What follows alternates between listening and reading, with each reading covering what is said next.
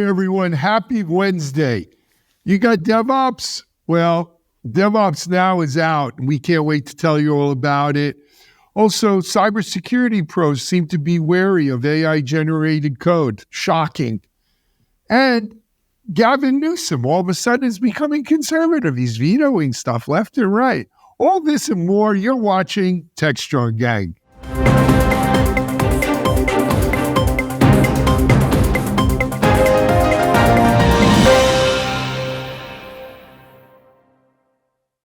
Hey everyone, happy Wednesday and welcome to another edition of the Techstrong Gang. I'm Alan Schimmel and I'm really glad to have you here. I've been waiting to talk about one of our stories here for a long time, and it's, got DevOps Next. We're going to jump into it. But before we do, let me introduce you to our gang members today. We've got some of our regulars here who really bring a lot of firepower to bear on this DevOps issue, on this DevOps story, as well as what else we're going to talk about. First of all, joining us, he's the author of the Got DevOps report, or DevOps Next. I call it Got DevOps. But he's also our CTO, Mitchell Ashley. Hey, Mitch, welcome. How are you, man? Good to be here. I'm coming to you from the Star Wars room at Techstrong. So they're putting a roof on our house, so we're all I was going to say, I don't see any guitars or anything there. Yeah, it's the media room. Yeah, all kinds of fun stuff on the walls. So that poster immediately over your shoulder. No, the other one. That one? This one. Oh. I have that in my office also. I've seen that. It's very nice. You go with us. We were invited to like a premiere of that, and they gave that poster out. We did. Yeah. We saw that. You and I have seen more than one opening of a Star Wars movie. As well as Dunes and probably every other sci-fi. Yeah. For another day, yes. Alan's is actually fake because Mitch stole it and put it on his and gave him a fake one. Yeah, I did a quick hand drawing. It's an AI copy, huh? Deep fake. Okay, who owns the IP on that? Oh, that was yesterday's show. Okay, moving on from Mitch Ashley, let's run over to the Raleigh area, right? Charlotte. Not too far from Raleigh. Not too far.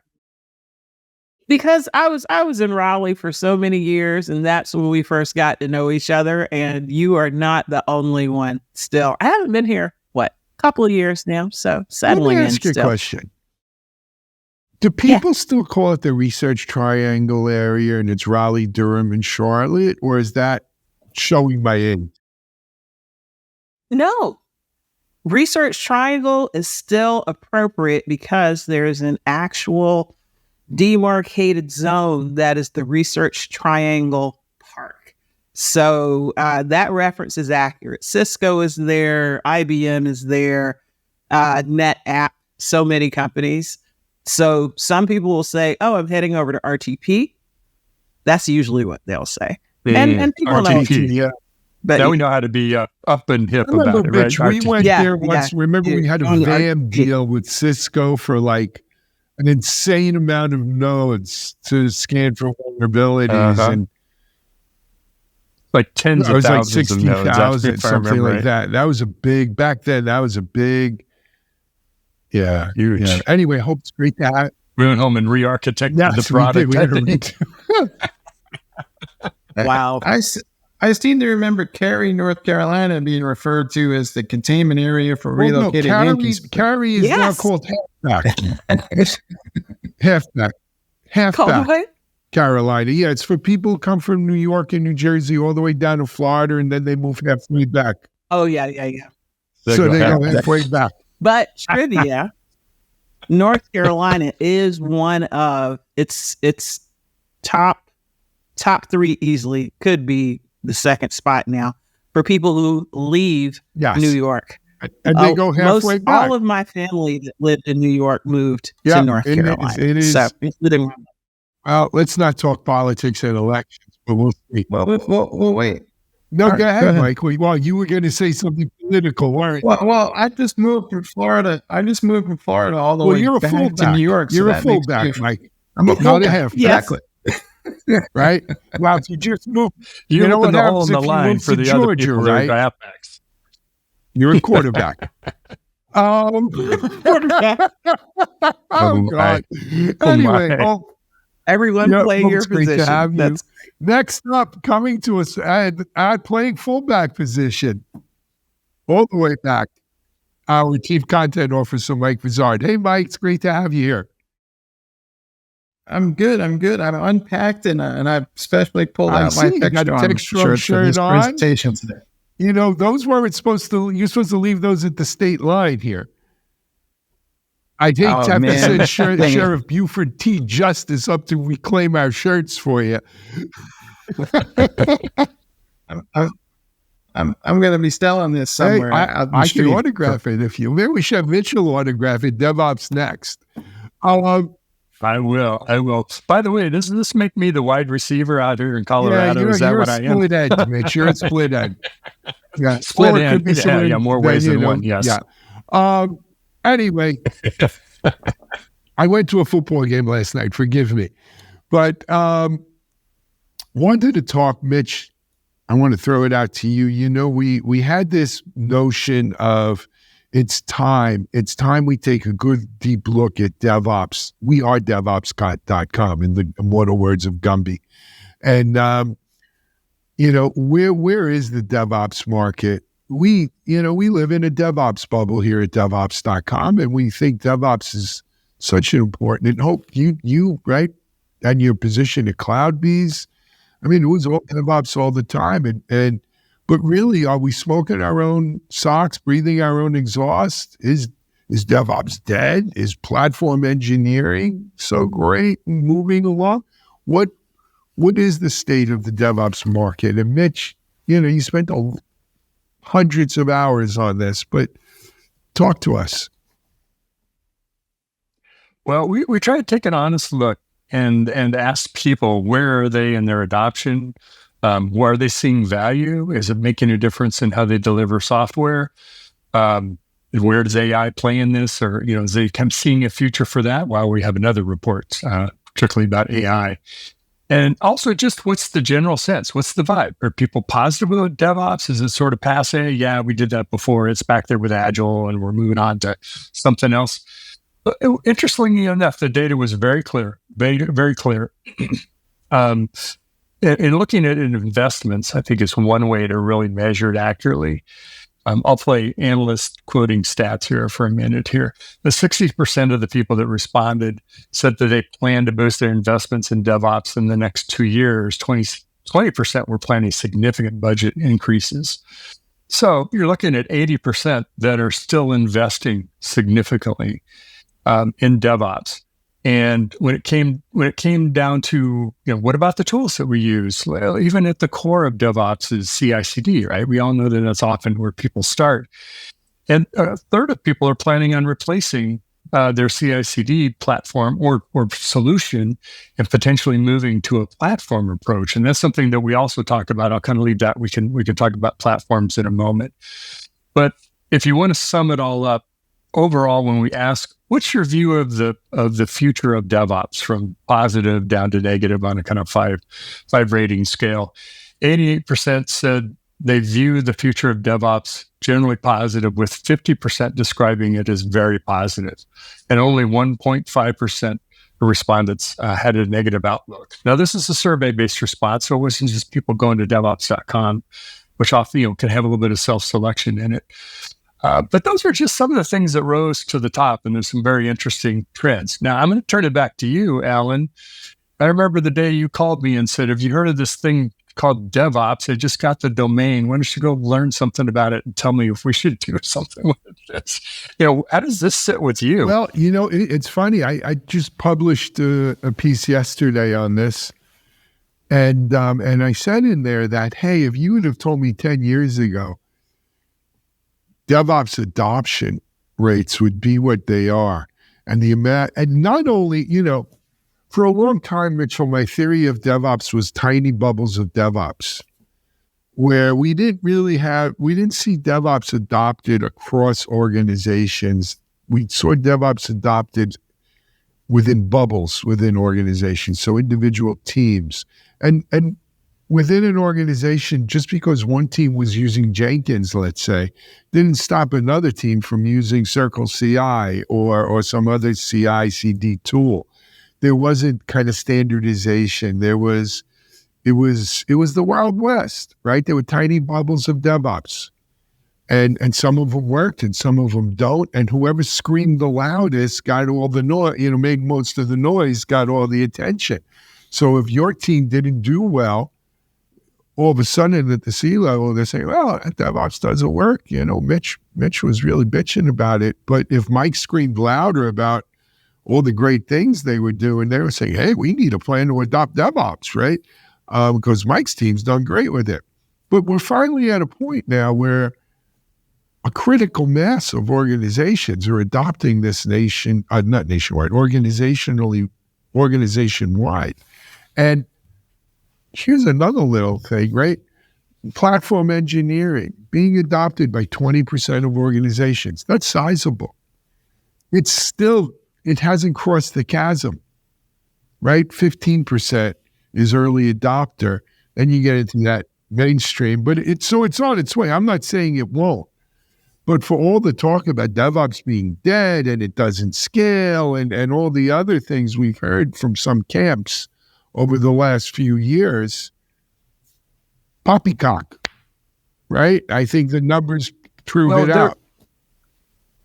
I think there's two camps to that. I can't believe he said that. But oh no, okay, I'm just saying. Every time I hear someone say DevOps is dead, it makes me think of when people say Agile is dead. And usually for me, the people who are carrying that banner probably don't really understand by the waterfall industry. But Mitch, yeah, Mitch. Well, I'm going to generalize, so it's not going to be totally accurate, but it seems to me that kind of the way platform engineering folks look at DevOps tends to fall in one of two camps. There's the people who DevOps failed us because it didn't do all the things that we needed it to do for us. It helped some people, but it didn't help everybody. And then the other group who is, no, platform engineering is part of DevOps, or it's an extension of DevOps, and it's kind of fulfilling other parts. Maybe we left the developer behind a little bit, but now we're focusing on that, or maybe we need to standard configurations. That was one of those problems we always need to fix, but now we're doing it. But it was very customer-centric back to DevOps. So I'm okay with the DevOps is dead because it causes a conversation about, well, is it really? No, it's actually, I think of DevOps kind of an umbrella of philosophies, a collection of philosophies about how to create software, not technologies, that's spread into FinOps and DevSecOps and platform engineering and SRE and a lot of different areas. So I've said way too much, Hope. I want to get, because you are like totally on top of platform engineering and what's happening. Love to get your perspective too. I agree with you that DevOps is pretty pervasive in technology. So a platform engineering team is using DevOps principles. They are often using the same tools in some of the same ways as the teams that they are serving. So DevOps is, I think it's not an or, it's an and to whatever other practices you have. And I also think part of the push for DevOps to be more widely adopted is there is this big run up to the cloud that seems to be leveling out a little bit now, and some people are starting to pull back. But it was a lot easier to work with a small team in-house and not use DevOps principles and practices. But now once you are saying we're going to hybrid cloud, multi-cloud, scale across teams that are in multiple locations, now DevOps is really helping you get the work done that you need to get done. So I think platform engineering also, but I think DevOps is very critical to those companies that need to scale in that way. At the risk of looking at the glasses being half full, I wonder if the numbers kind of suggest that maybe there's a little complacency in the system. Yeah, we have 20% of the folks who are investing aggressively, and the rest are kind of coming along in a longer term cycle.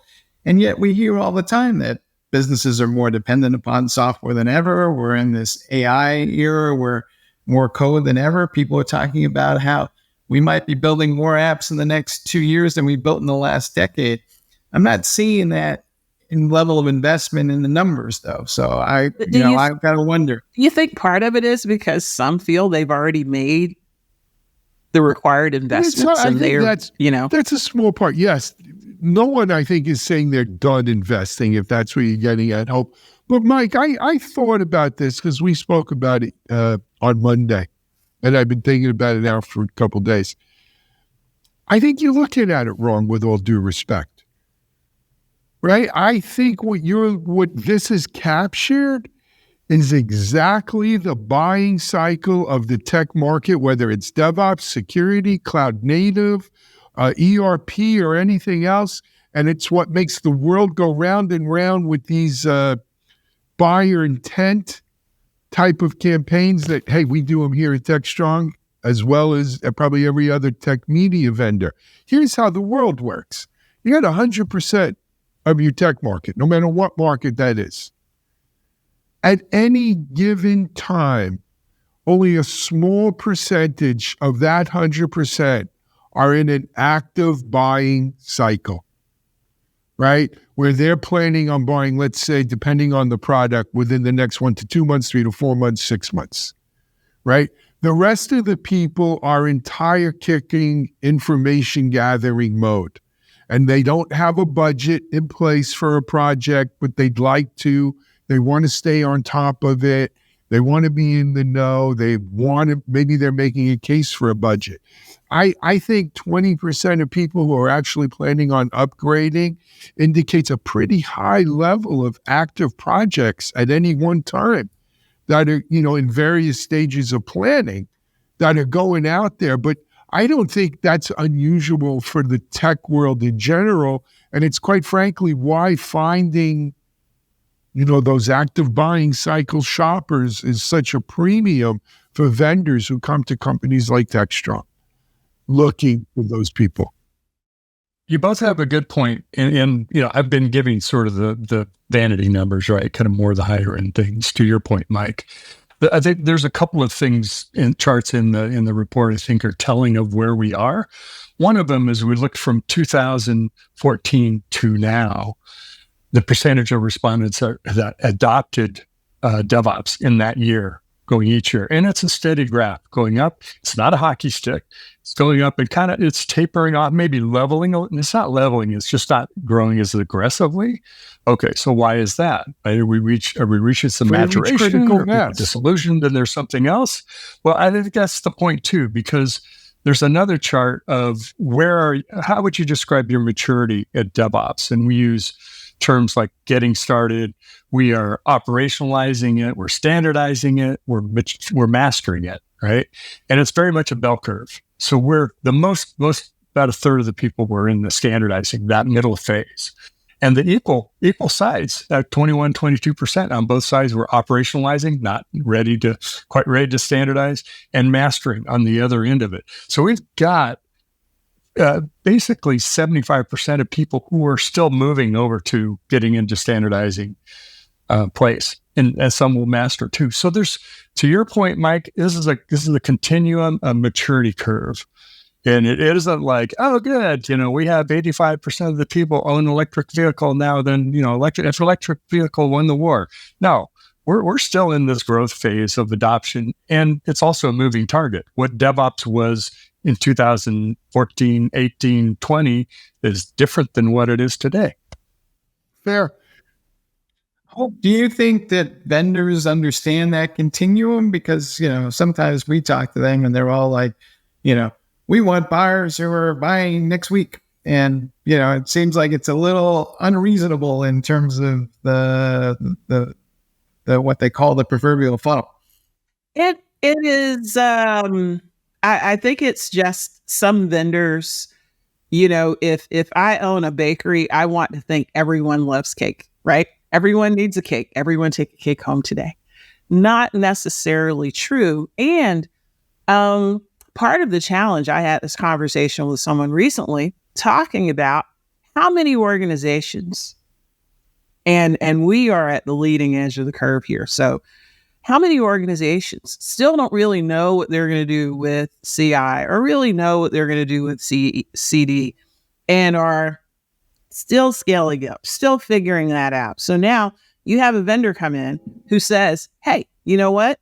If you give me $4,000 a year for every developer on your team and you have 100 developers, we'll help you get that started. Well, I don't think I need that badly. Right. And especially if you consider where the economy is right now. A lot of organizations are just watching their pennies. So I think vendors are going to push. Everybody should have cake. Everyone loves cake, but I don't think it's universally Let them eat true. cake. Hey, we got to take a break here on Techstrong Gang. We're going to come back and talk about, cybersecurity pros wary of AI-generated code. Again, as I said earlier, shocking. You're watching Techstrong Gang. In a world where every line of code powers the future, every keystroke can introduce new threats. As software evolves, so must security. It's time to rethink how we protect our digital world.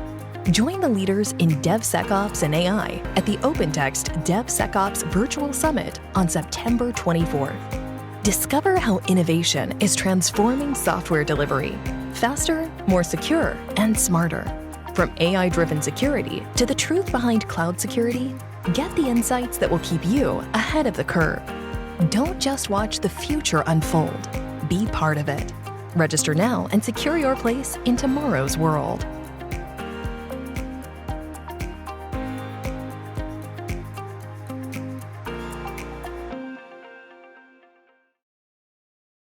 All right, folks. Hey, before we jump into this next block, which is kind of related to the first block anyway, we did want to point out you can download this report on the Techstrong Research site, I believe, and there's also an article on DevOps.com that has a summary of the research that you can find on the site and has a link to the research where you can download this article. So we invite you all to go check out both those things. And let's jump into our next topic here. But there's a survey out from Orca, I believe it was, who's talking about the cybersecurity folks, as to Alan's point, are afraid. Of course, they're afraid of everything, so there's some truth to that. But their point is a lot of this code that's being generated has been trained on examples of code that are flawed. So it may be introducing more vulnerabilities into production environments. And the question becomes, Hope, to you, is a lot of this stuff a ticking time bomb because we're going to wind up with more vulnerabilities than ever in our software? I believe that is true. And to the point, restating for emphasis, this code is generated based on the patterns it is learned from a lot of existing code, which could include insecure coding practices, SQL injection flaws, cross-scripting vulnerabilities, buffer overflows, all of these things. But the software does not know this. It doesn't know unless it has been told. And if the good example it has been given is a faulty example, then that is what it will perpetuate. So yes, if someone can understand what those vulnerabilities are, one, sort of related, I don't know if you saw this week where someone figured out how to make ChatGPT steal information by sort of retraining and changing how it looked at things. They issued a patch, but once those faults are introduced, they are magnified. And again, the way that AI works, it is so much faster than we are. So that one vulnerability is introduced, it learns it. Now it has spread it to 4,000 developers in one organization. And to fix it, you have to go back into all of that code. So I think it is a big problem. Hopefully someone gets a handle on it pretty soon. But for now, I think we're still in the phase of watch and see. So I've got some thoughts on this. Again, shocking. First of all, I should mention, though, that in our DevOps Next report, there is a whole section on AI and what people think the impact's going to be on DevOps and development. And there's so much more in this report than even in the articles that we're running on DevOps.com. I do encourage everyone, go over, click on the link in any of the articles, download the full report. It is behind a wedge wall. I'm sorry, but this took a lot of effort and work on our part, and someone's got to pay for it. But do download this report. It's a must-have if you're in the DevOps space. Back to this AI-generated code, though. I've been in security a long time. And this is just another in a long list of security people digging in their heels until they got to get a new pair of shoes because no one gives a flying you-know-what, right? People are not going to stop generating code using AI because the security people are running around yelling the sky is falling. We got two choices here. Make it better and get with the program, or stay back as the train leaves the station, because the train's leaving the station. I think we need to focus our efforts on how do we make those models better? How do we eliminate the buffer overflows and the SQL injections and the bad code from poisoning the well? Does that mean we use just custom LLMs? Do we continue to refine that? Do we build in some sort of tests for these things? All of the above. But to sit and yell and scream and say that we're wary of this code and no, you can't do it, this is why they don't invite us to the table, right? And we got to eat lunch by ourselves. I don't think they're saying that, though I think they all recognize in the survey that they have no control over the developers that are going to do it anyway. I think what they're saying is that train is pulling out of the station and we expect it to be off the tracks in about 6 months. We always do. You know what? That's not, the security industry, the boy who cried wolf. You just can't keep crying wolf every time something new comes out. Either make it better or stop bitching.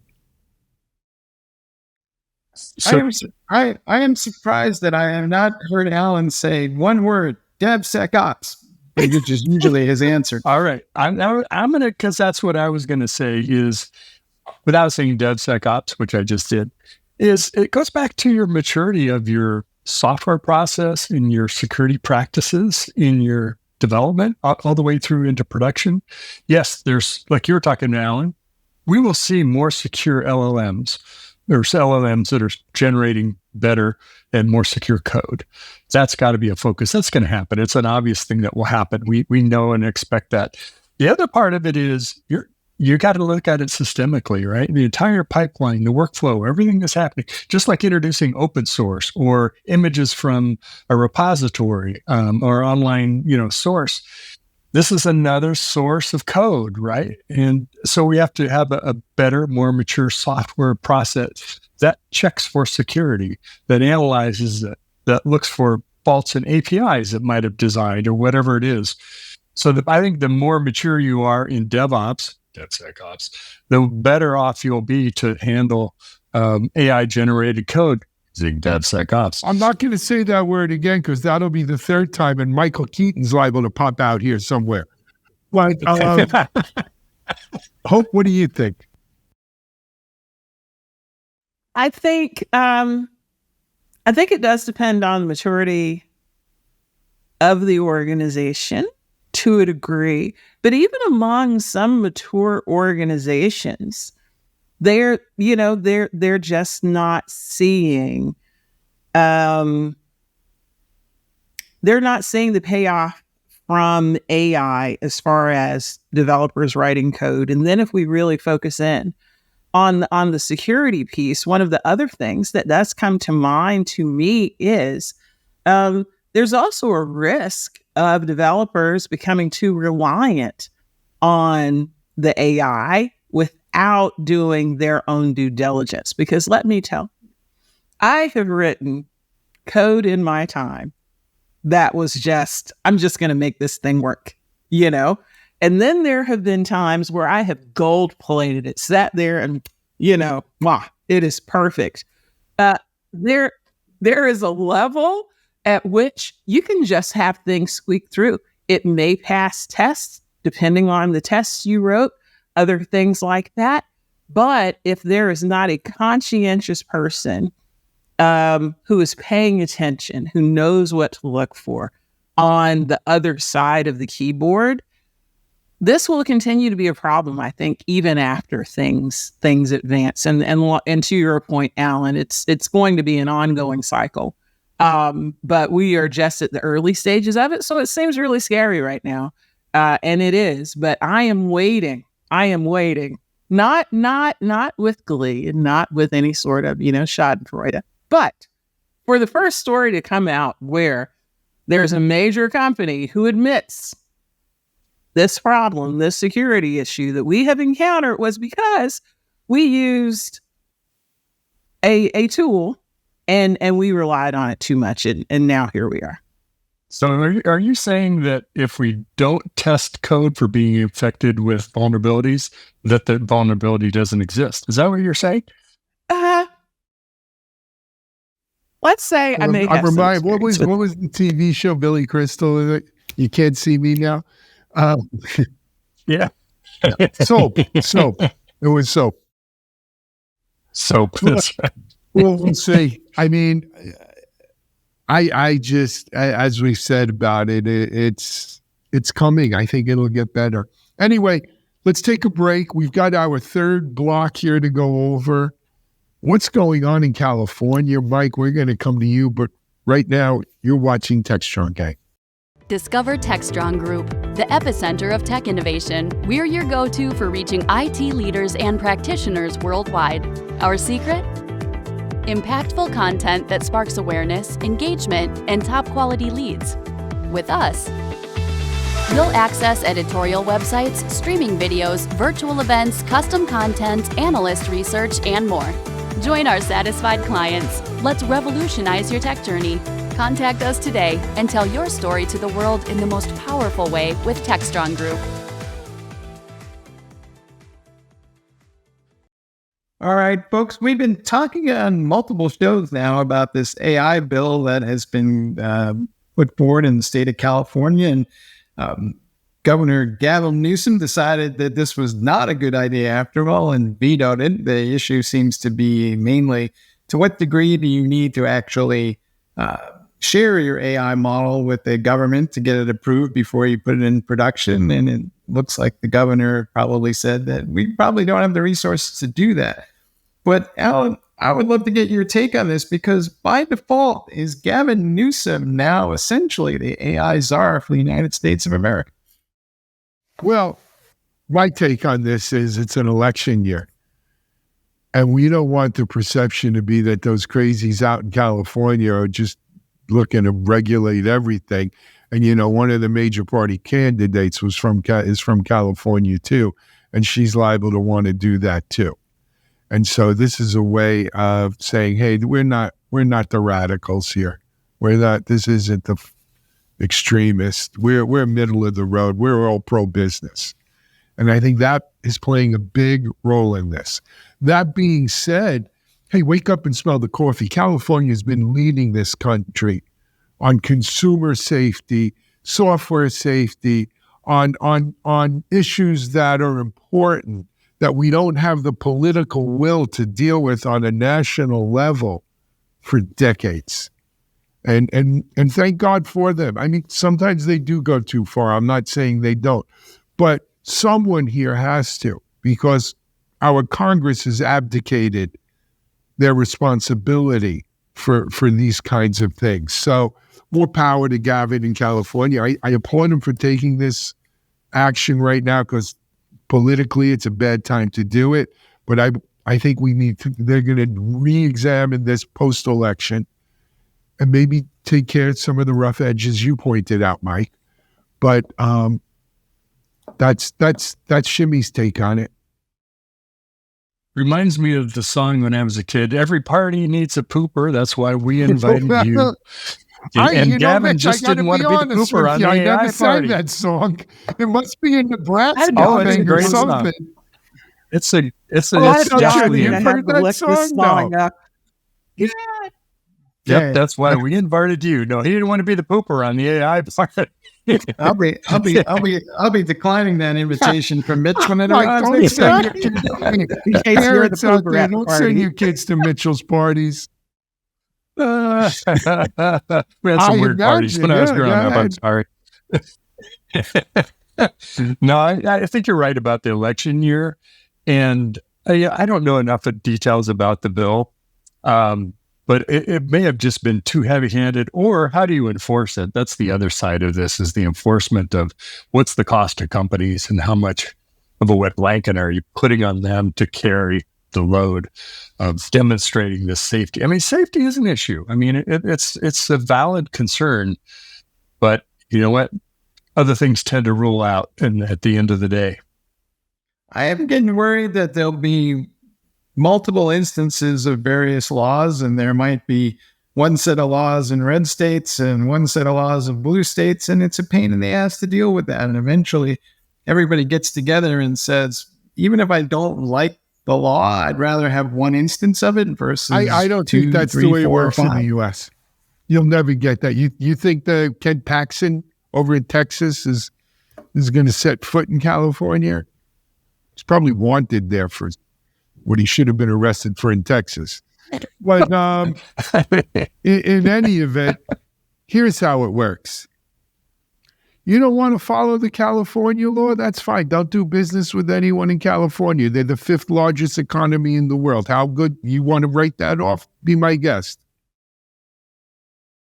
That's real politics. All right. Well, if I'm in a red state and I don't like the law, Don't do business in then I can write California. that. Or don't do business in Texas or wherever, Florida, or wherever it may be. And those are smaller economies. Or are they big? They're big. No. They're not as big as California, and that's a case too. If there's a conflicting law, well, according to our Constitution, the Supreme Court and the federal courts have an obligation to rule on conflicting laws like that. Given the current state of our judiciary, I have about as much faith in them as I have in the Congress. And this is the state of it. So make your choice. You want to follow the anti-woke Florida law and throw books out, or a law made in California? I mean, where do you do more business? When it comes down to money, as Mitchell said. Can you tell where I stand on this? Have I been wishy-washy? It's like, no. I'm just wondering what was in your post toasties this morning. There wasn't this any alley bad moon. books, that's for sure. But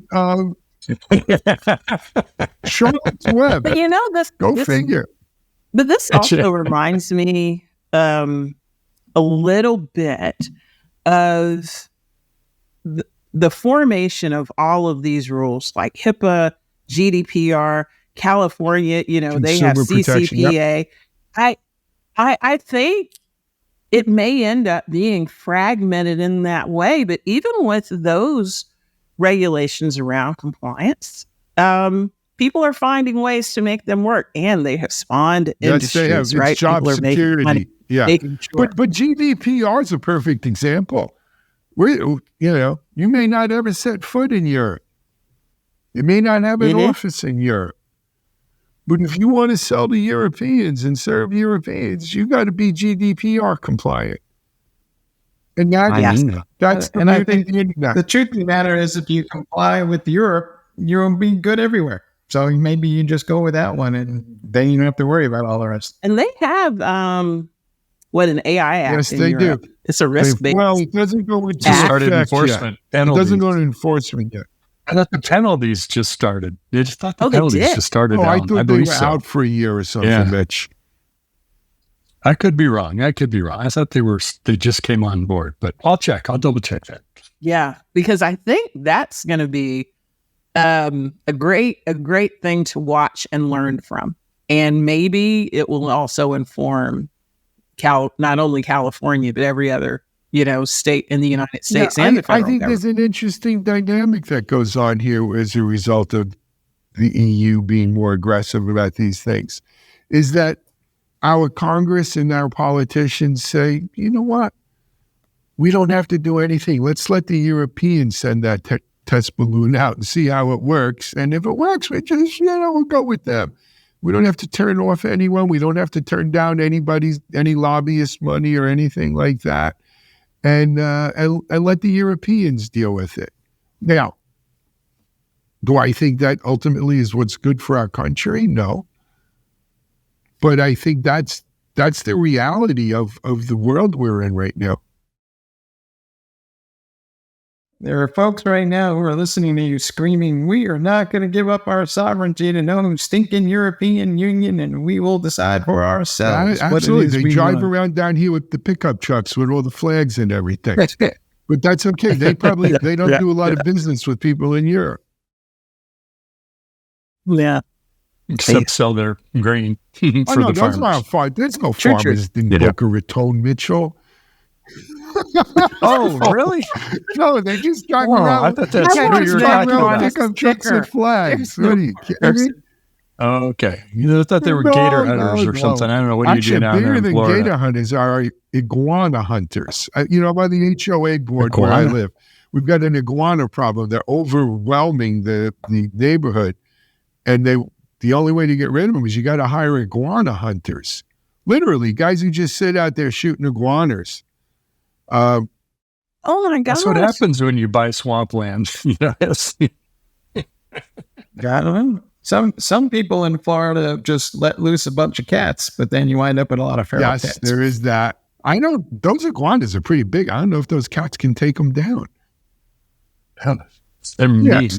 Anyway, where did we go off the tracks here? What the hell happened? It started right took from this the train off get-go the track? today. We Telling Mitch that they're not growing grain in Boca Raton. No, they. I'm traveling down there to check that out. I don't know about farm. you. When I first moved down here, we used to have farms, and you could go buy farm fresh produce and gleaning the fields and stuff. They've taken them all down to build gated communities. And especially out west a bit as you get into the glades, and it is what it is. Anyway, though, I don't think we've heard the last of California legislating AI. Let's stay tuned after the election, guys. I think that puts a wrap on today's Techstrong Gang. I want to remind people again: go download that DevOps Next report. It's a great report.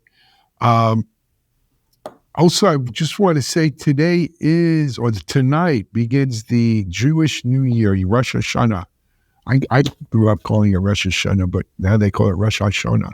And it's the time supposedly where God opens the books and sees what you have in store for the year, and have you been naughty and nice and all of that.